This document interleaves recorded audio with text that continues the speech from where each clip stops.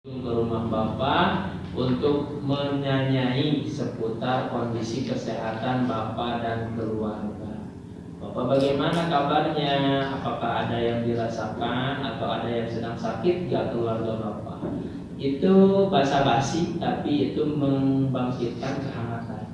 Beda dengan perawat yang sok ya. Assalamualaikum Pak, kemana Bang? Abdi ya, beda narasi ya penyawat Bapak. Sebelumnya di keluarga Bapak ada yang menderita penyakit gak saat ini?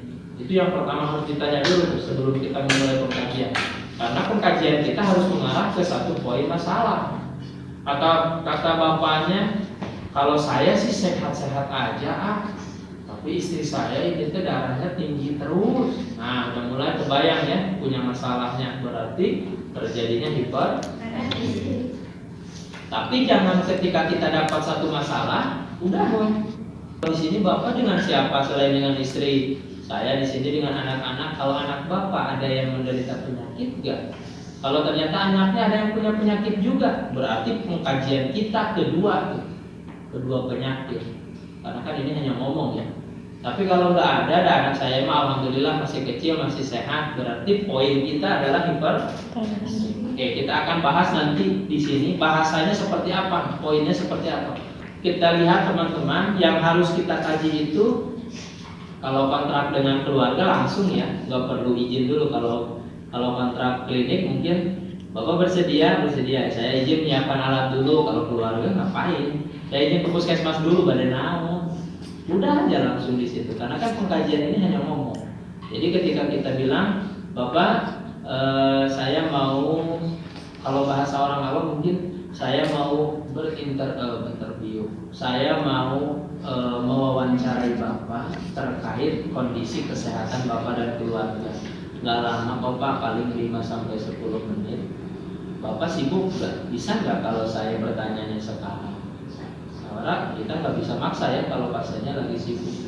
Kalau kata si bapaknya sok aman nggak ada ke mana-mana, baru kita mulai pengkajian. Tapi tanya dulu tadi, Bapak, sebelumnya saya ingin tahu dulu di keluarga Bapak ada berapa orang?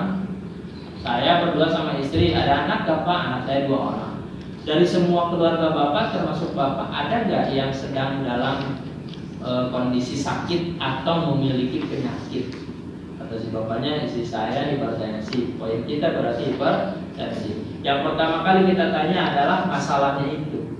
Nah Bapak, tadi Bapak bilang istri Bapak hipertensi. Bapak tahu nggak hipertensi itu apa? Jadi yang poin pertama dalam pengkajian keluarga adalah pastikan pasien itu atau keluarga itu tahu tidak tentang penyakit yang sedang dialaminya. Jadi di sini ada bahasa pengertian dari masalah itu sebenarnya minimal ya. Minimal pasien itu tahu dari hipertensi itu apa. Karena kalau orang awam biasanya kadang-kadang jarang menggunakan istilah medis. Orang yang DM gula. Bapak yang tidak mangke, istri abi gula. Padahal kan bahasa medis atau istilah penyakit itu nggak ada ya penyakit gula. Gula itu makanan. Kalau penyakitnya diabetes. Maka ketika dia bilang istri saya hipertensi, Bapak tahu nggak hipertensi itu apa? Dia akan yang menjawab darah tingginya hipertensi teh. Kalau kata pasien berapa yang disebut tinggi itu berapa Pak menurut Bapak? Aduh, ada satra abdi mau istri abdi 160 ada darah tinggi, berarti dia satu poin bagi kita, dia belum paham dikatakan hipertensi itu seperti apa. Catat. Maka modal pengkajian itu hanya bibir dan alat tulisannya. Catat. Apalagi kalau sekarang canggih ya, malas nulis ya udah rekam aja. Nanti kita tulis di puskesmas itu bisa. Yang penting data itu mutlak dari pasien, bukan diada-ada oleh perawat. Ketika kita sudah tahu pasiennya hanya tahu bahwa darah tinggi hipertensi itu darah tinggi, kita lompat ke berikutnya. Nah Bapak kan istri Bapak itu sering hipertensi. Bapak tahu nggak tanda orang hipertensi itu seperti apa? Ada berapa tanda-tandanya? Kalau kata si bapaknya, saya kurang tahu. Istri saya kok mana-mana menliur, pasti hipertensi. Berarti dia hanya tahu satu tandanya, pusing aja. Padahal kan tanda-tanda dari hipertensi bukan hanya itu ya. Berarti selain masalah, pasien juga tidak tahu tandanya. Bahaya nih bisa jadi istrinya hipertensi, pusingnya tidak ada, tanda lain muncul karena dia nggak tahu, akhirnya nanti diabaikan. Nah, tidak tahu berarti. Tulis bapak. Lari lagi ke penyebab. Bapak tahu nggak kenapa istri bapak bisa terjadi hipertensi? Biasanya istri bapak hipertensi itu karena apa? Istri saya mah hipertensi itu gede ada. Dia mah ada tuh kemudian saya balik semua duit yang ngabur. Darah awet tinggi, misalkan kata pasien. Itu penyebab. Saya pengen tanya, nomor 4 itu kan faktor-faktor yang mempengaruhi timbulnya. Apa bedanya dengan penyebab? Penyebab terjadinya masalah dengan faktor-faktor yang mempengaruhi timbulnya masalah. Bedanya kayak sama nih, tapi bedanya jauh. Ada yang bisa jelaskan? Biar teman-teman paham poin-poinnya. Kalau penyebab kan jelas. Kenapa bapak hipertensi ibunya? Si saya mah makan asin wae, nah hipertensi. Si saya mah tadi gede ada, hipertensi itu penyebab. Kalau faktor-faktor, ada yang bisa jawab? Faktor-faktor yang menyebabkan timbulnya masalah. Siapa maksud itu? Ya maksud. Kalau penyebab itu tanda gejala utama, misalkan faktor-faktor yang menyertai penyebab utama tersebut. Contohnya tadi penyebabnya istri saya mah beda adat. Kalau faktor-faktornya apa?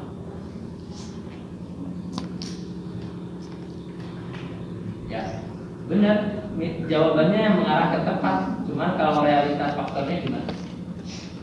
Ada jawaban lain? Bingung ya? Jadi gini, saya logikakan gini. Bapak istri bapak kenapa sih suka hipertensi itu biasanya karena apa? Ya, tak istri saya mah gede ada, dia marah-marah, langsung darahnya tinggi, emosinya nggak stabil. Saya nanya lagi, lah bapak kenapa istri bapak sampai bisa emosian gitu? Kasih bapaknya jawab, pokoknya mah kalau lagi nggak punya uang, dan kita ekonomi menengah ke bawah, saat nggak punya uang, istri saya mah pusing. Nah, ketemu ya? Penyebabnya apa? Penyebabnya emosi. Faktor-faktor yang menyebabkannya ekonomi.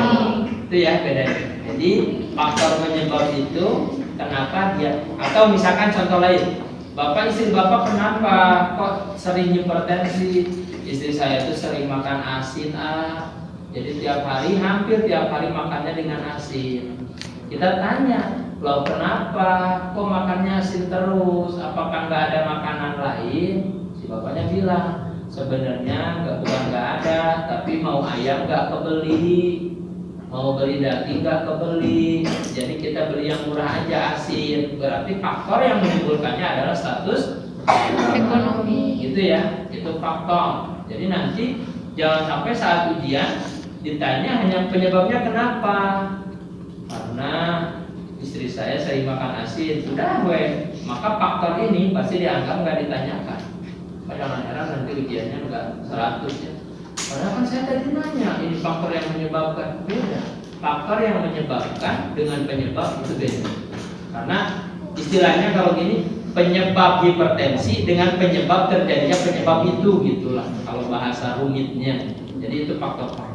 Kita tanyakan juga, bapak istri bapak tadi marah-marah, kenapa kok sering marah-marah? Karena apa terjadinya marah-marah itu? Maka itu yang disebut dengan faktor-faktor. Kemudian kita tanyakan persepsi keluarga terhadap hipertensi. Maksudnya persepsi itu gini, bapak kalau istri bapak terjadi hipertensi nih, berarti kan keluarga bapak ada yang menderita penyakit. Menurut bapak, penyakit yang diderita oleh istri bapak itu seperti apa? Biasakah? Bahayakah? Atau bahaya tapi berbahaya-bahaya gitu. Jadi persepsi dia tentang hipertensi itu apa? Biarkan dia mengeksplor. Menurut saya mah hipertensi mas umum, teguna naon eta mah moal bahaya. Berarti kan dia menganggap penyakit itu, persepsi dia adalah hal yang biasa. Padahal sekecil apapun yang namanya penyakit itu adalah bahaya bagi kesehatan. Maka kalau persepsi pasien itu beda-beda.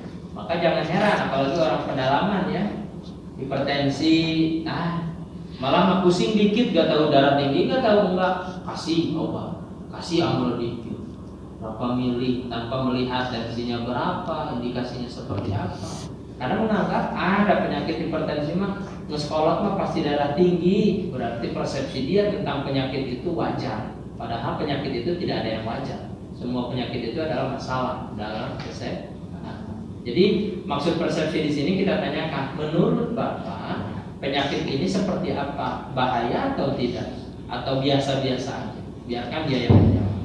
Kemudian ketika pasien selesai menjawab, baru kita tanya kemampuan keluarga dalam mengambil keputusan tindakan yang dilakukannya seperti apa.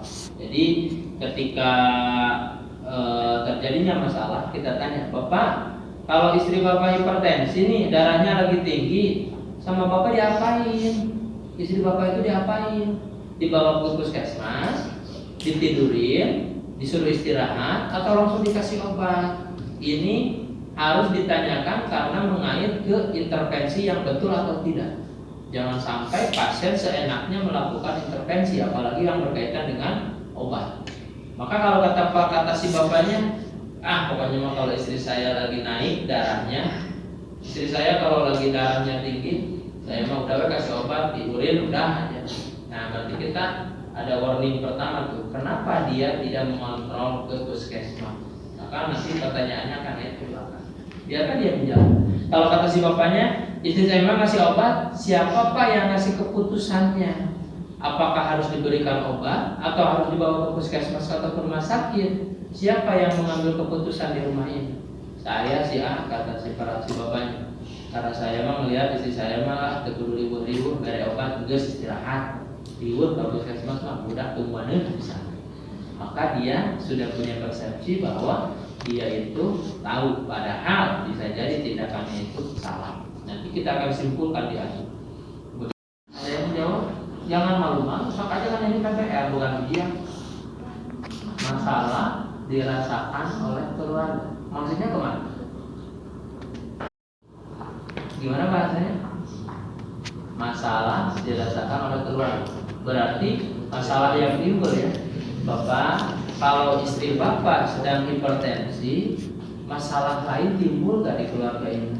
Misalkan anak jadi makannya terbengkalai karena gak ada yang masak, ya, atau misalkan situasi di rumah jadi pada kotor karena gak ada yang membersihin. Itu kan masalah lain yang timbul yang disebabkan oleh penyakit tersebut. Jadi masalah di sini bukan hanya masalah penyakitnya, tapi masalah yang terjadi ketika penyakit itu datang. Jadi ketika pasien itu hipertensinya lagi kambuh, ada masalah lain ya yang muncul, yang dirasakan. Nah itu yang disebut dengan masalah dirasakan oleh keluarga. Kemudian kita tanya, ketika masalah lain muncul, nah Bapak biasanya gimana mengatasinya? Kalau istri Bapak hipertensi, masalahnya lain apa?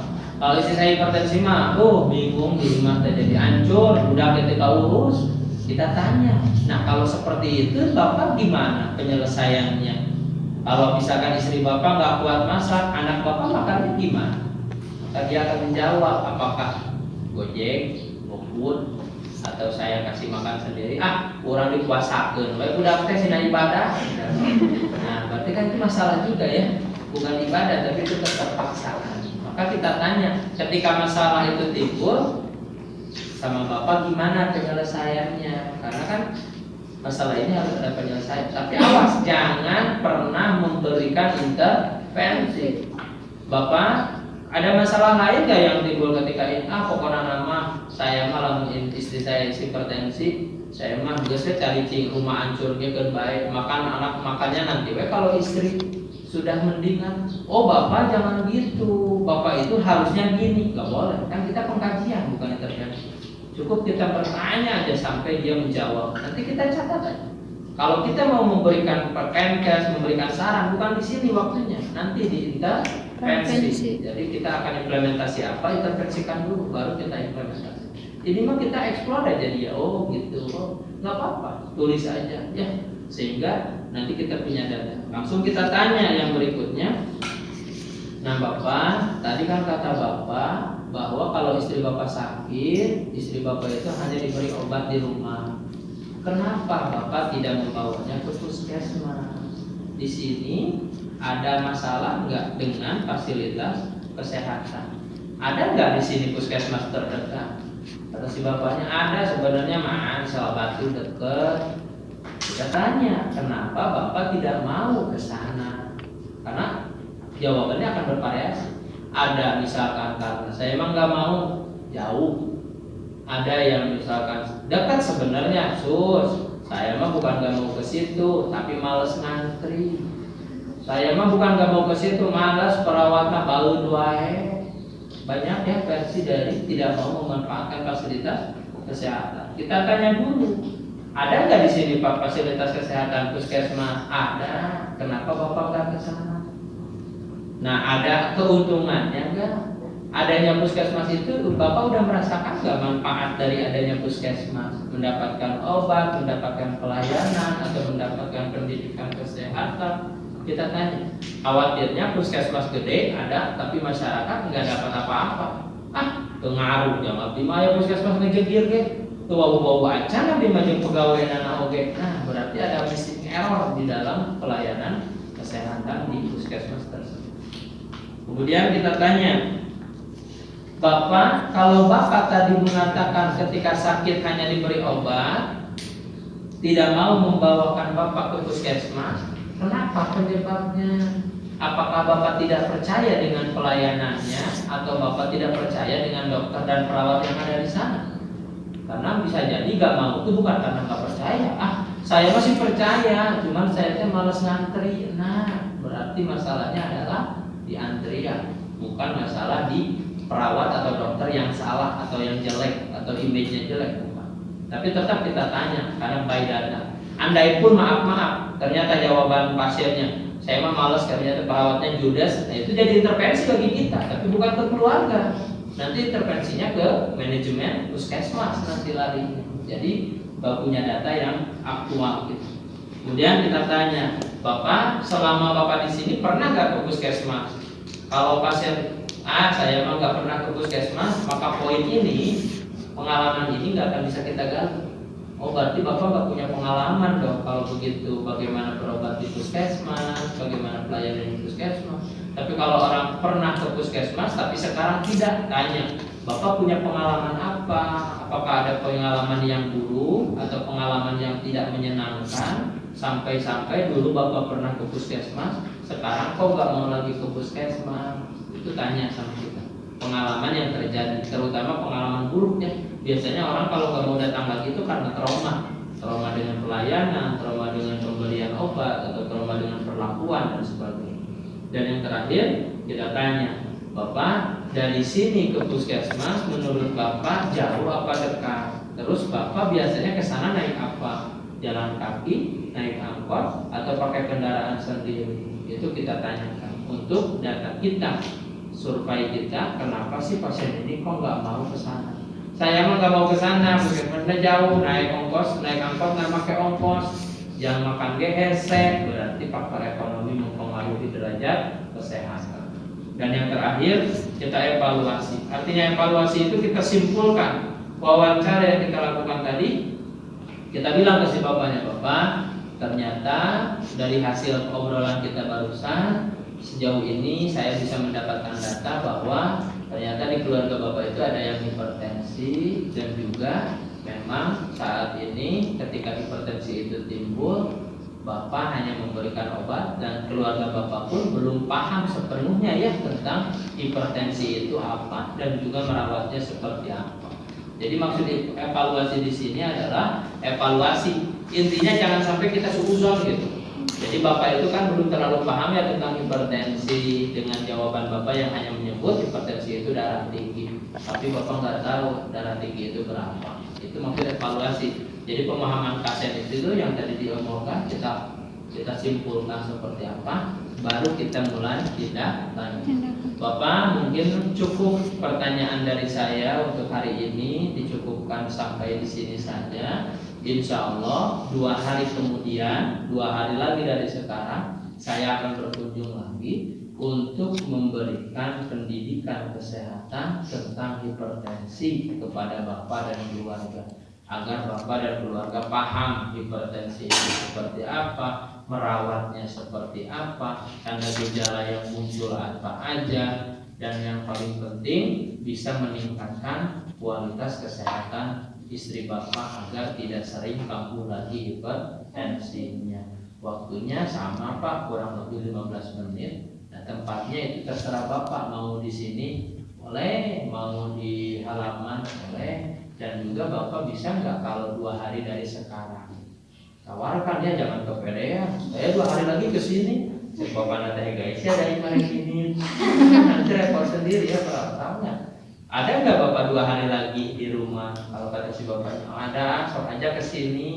Saya nggak kemana-mana. Kalau kata si Bapaknya, aduh 2 hari lagi tuh saya mau panen padi, saya nggak bisa, jangan Mas. Nggak apa-apa, 15 menit ini kok, sebentar padinya nanti aja sore. Nah, sekalipun dia mau, terpaksa nggak akan benar. Implementasi yang kita lakukan nggak akan benar, dia nggak akan fokus. Jadi perawat itu tidak ada unsur paksaannya, tapi unsur tawaran. Karena kita itu mitra, bukan kita merasa paling bisa. Kita itu mitra dengan keluarga. Sehingga nanti tindak lanjutnya baru bisa penkes, bisa